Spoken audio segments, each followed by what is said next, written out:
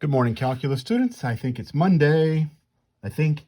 We're going to review really quickly some volume stuff from chapter 7.2. Speaking of 7.2, if you have questions on the 7.2 homework, make sure you're sending them to me. I can make a video answering your questions if you'll just send them to me.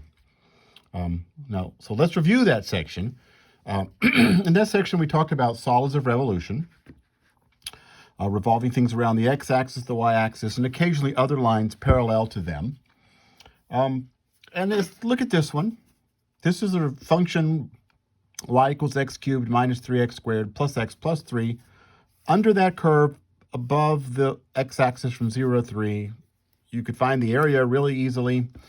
Let's find the volume when I revolve that region around the x-axis. And so what we do, since we're going around the x-axis, we're going to make these x rectangles, these vertical rectangles where we got dx here to go around the x-axis. And I'm going to see what happens when I revolve just a rectangle around the axis. I get a cylindrical, no I don't, I get a cylinder, a little tiny cylinder. We call it a disc. If it had a hole in it, it would be a washer. It's a cylinder, and we know the volume of a cylinder is pi r squared h, and so I can find the volume of this cylinder. It's pi. Radius, here's the center. The center is where we're revolving around. It's going to make the center of the cylinder, and the radius is going to be from the center out to the edge. And since this is on its side, remember you're thinking of a disc on its side, out to the function. Okay, so the radius is the function value, x cubed minus 3x squared plus x plus 3, radius squared. Height, the height of that little thin disc on its side, the height is dx, and that's for one rectangle. If I find multiple rectangles, a rectangle here, and a rectangle here, and a rectangle here, and so on, I get a whole bunch of these discs stacked on each other, and I take the limit as I get more and more smaller and smaller discs, and that's going to be a Riemann sum, and the limit of a Riemann sum is an integral, and the region goes from 0 to 3, and that would be the volume of what I would get when I would revolve that around. It looks sort of like a vase, I guess, with a fat little bottom and a huge top. I don't know. Okay, so now, what would happen if I took that same region revolved around the y-axis? We learned last week in 7.2, if I went around the y-axis, I needed to change things. I needed to look at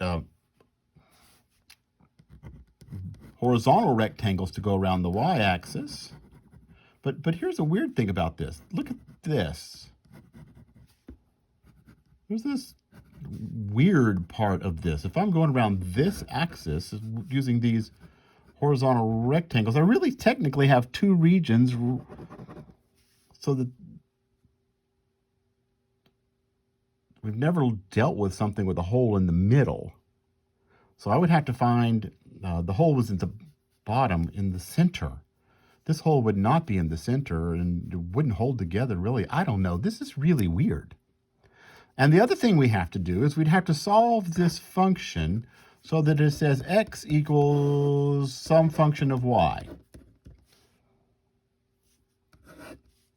That's not necessarily something we can do. How do you solve that for x equals?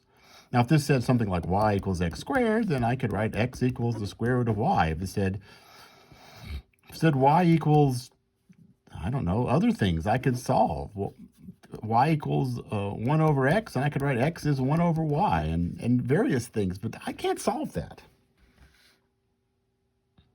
Okay, so this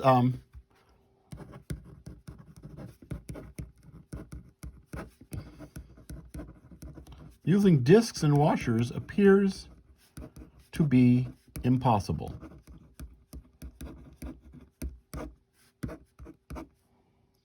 So we're going to come up with a different way to do it. We're going to go back. Even though we're going around the y-axis, we're going to go back and look at a vertical rectangle with a dx.